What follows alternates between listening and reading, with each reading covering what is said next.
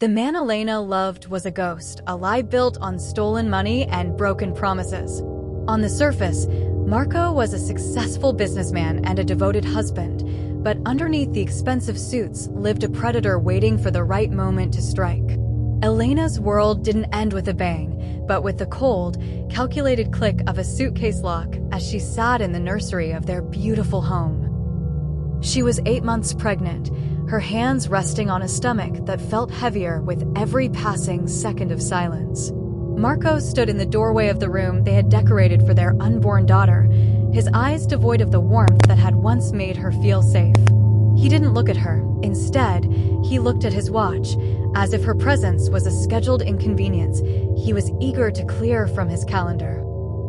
"I'm leaving, Elena," he said, his voice flat and reaching her like a distant echo from a stranger. "I've found someone who fits the life I'm building now. Isabella is younger, she's ambitious, and she's already carrying the son I've always wanted. I've already filed for divorce, and I expect you to sell this house by the end of the month because I need my half of the money to fund my new business ventures with her. Don't bother crying or asking for more. I've made sure you're legally entitled to nothing but the clothes on your back." Elena felt a sharp pain in her chest that had nothing to do with her pregnancy and everything to do with the sudden, violent shattering of her reality. She tried to speak, to ask how he could abandon his child so close to the due date, but Marco simply turned his back on her, his expensive shoes clicking against the hardwood floor as he walked out of their lives without a single glance behind him. He left her with nothing but a pile of bills and the crushing weight of a betrayal that seemed to have no bottom. The following morning, Elena dragged herself to work at the large financial firm where she had been an executive assistant for years. Her eyes swollen and her heart heavy with a grief she couldn't hide. When she entered the office of her boss, Mr. Henderson, she finally broke down, the story of Marco's cruelty spilling out of her in a jagged wave of tears. Mr. Henderson, a man known for his stern demeanor and sharp business mind, didn't look surprised. Instead, he stood up and locked the office door, his expression shifting from professional to deeply serious.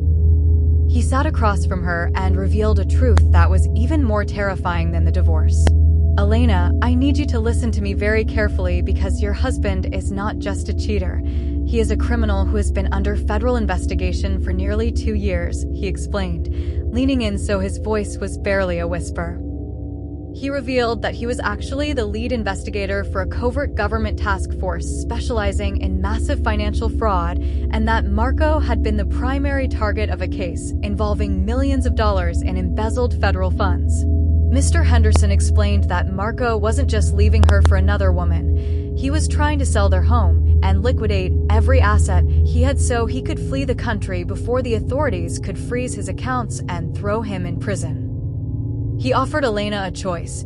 She could remain a victim of his greed, or she could become the key to bringing Marco to justice by acting as an internal mole, using her access to their shared accounts and home office to gather the final pieces of evidence the government needed to make the charges stick.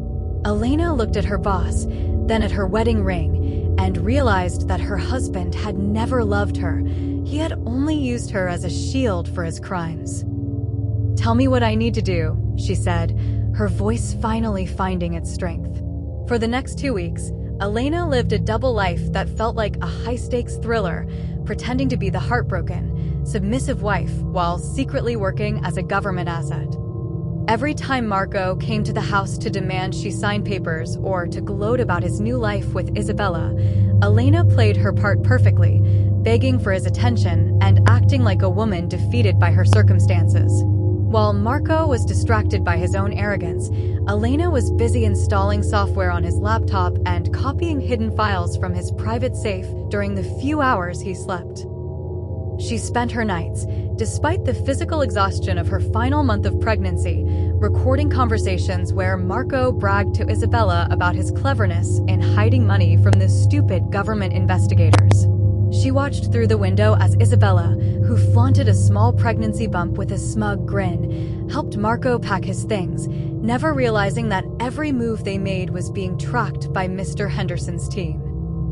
Elena felt a strange sense of power growing inside her, replacing the fear that had once paralyzed her.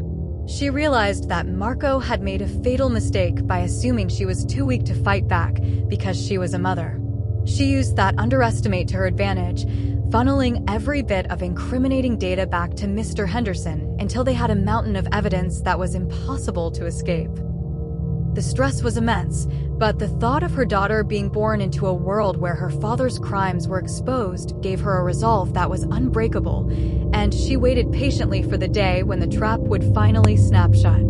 The day of the arrest arrived under the guise of a final settlement meeting at Mr. Henderson's office, a day Marco believed would be his final victory over Elena before he escaped to a life of luxury in a country with no extradition.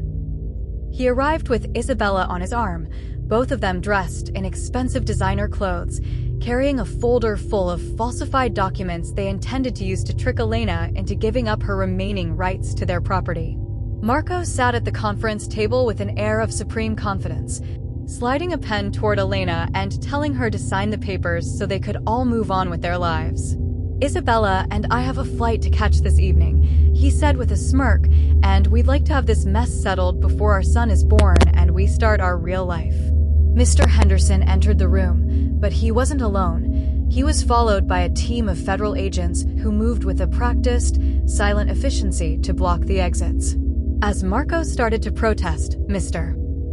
Henderson opened his own laptop and projected a series of bank transfers and encrypted messages onto the large screen on the wall, showing the exact path of the stolen millions. The color drained from Marco's face as he realized that the documents he had just handed over were not a divorce settlement, but a trap that Elena had helped set to prove his direct involvement in the fraud. The female agent in the room stepped toward Isabella and, with a quick movement, revealed that the woman's pregnancy was a total sham, a silicone belly used to manipulate Elena's emotions and justify Marco's quick exit. Isabella began to scream and blame Marco for everything, but the handcuffs were already clicking shut, and as the agents led them away in disgrace, Elena stood tall, feeling the first real sense of peace she had known in years. 5 years passed like a whirlwind of growth and healing, transforming Elena from a betrayed wife into a powerhouse in the world of corporate integrity. She gave birth to a beautiful daughter named Maya, who became the center of a new family that included Mr. Henderson and his wife, who had stepped in as the grandparents Maya would otherwise never have known. Elena now led her own department dedicated to exposing financial fraud and protecting vulnerable families from the kind of predator Marco had been, using her position to ensure that no one else would have to suffer the way she did. Marco himself was serving a lengthy sentence in federal prison, his wealth gone and his reputation destroyed, while Isabella had disappeared into the shadows after her own short jail term. Elena often stood in her new office, looking out at the city skyline, remembering the night the nursery door slammed and the fear she had felt. She realized then that the betrayal, as painful as it was, had been the fire that forged her into a woman of immense strength and purpose.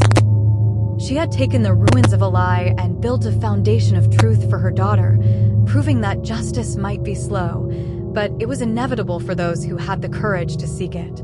As Maya ran into the office with a drawing of a bright yellow sun, Elena smiled and lifted her up, knowing that the man she once loved was just a ghost from a past life, and that the future she had built was entirely, beautifully her own. If you enjoyed the story, please don't forget to like, drop a comment, and subscribe.